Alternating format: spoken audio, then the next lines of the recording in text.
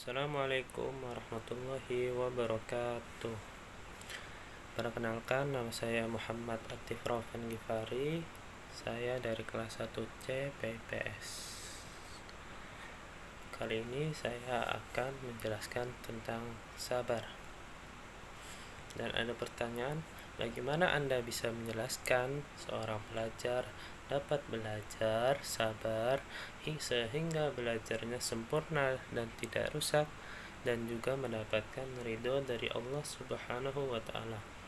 Pertama-tama saya akan menjelaskan tentang definisi sabar. Sabar adalah salah satu jalan menuju kesuksesan dan kebahagiaan, di mana sabar merupakan keutamaan yang perlu diterapkan oleh seluruh manusia. Nah, sabar secara bahasa berasal dari bahasa Arab, yaitu sobaro yasbiru sobron, yang mempunyai arti yaitu menahan, tidak tergesa-gesa, menunggu, dan juga tidak terburu-buru.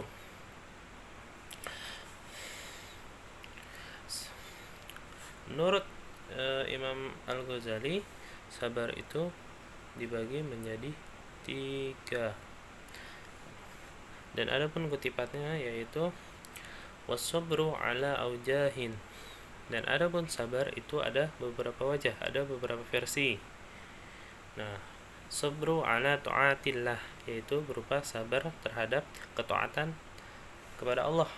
Nah, kita kalau misal sedang beribadah, sedang melakukan aktivitas, kadang-kadang kita suka bertabrakan antara ibadah dan aktivitas.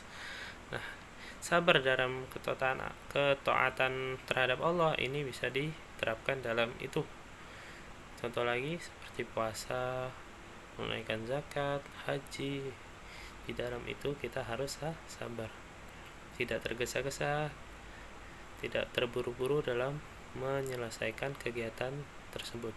Dan selanjutnya adalah wasabru ala maharamihi. Nah, ini adalah sabar yang paling berat, apalagi anak-anak muda. Sabar terhadap perkara yang diharamkan oleh Allah Subhanahu wa Ta'ala. Contohnya apa?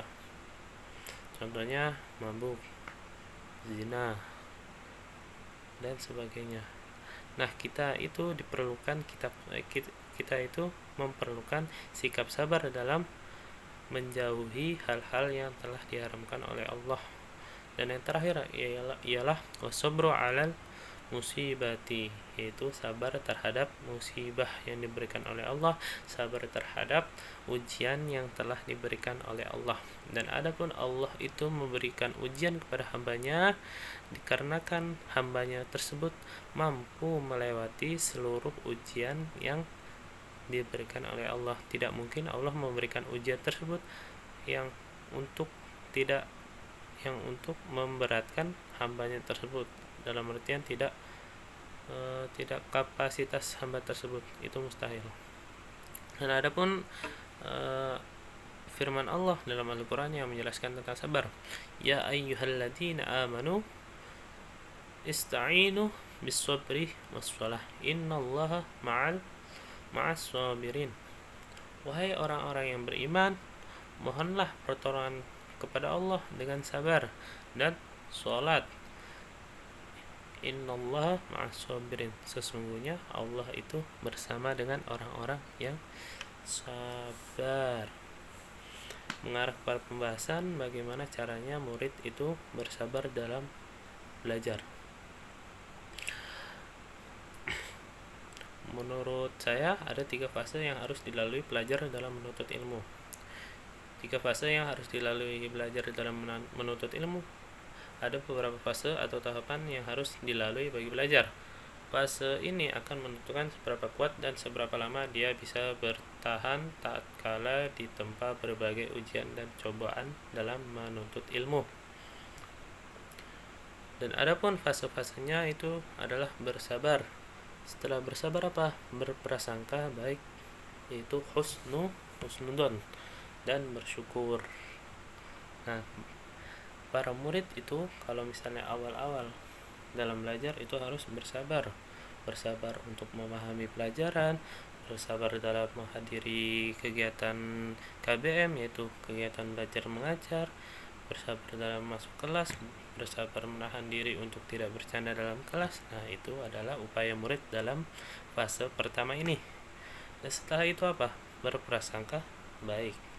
Berprasangka baik terhadap siapa? Terhadap ilmu, terhadap Allah, agar dimudahkan dalam menuntut ilmunya, agar dimudahkan dalam memahami ilmu yang telah disampaikan oleh para guru.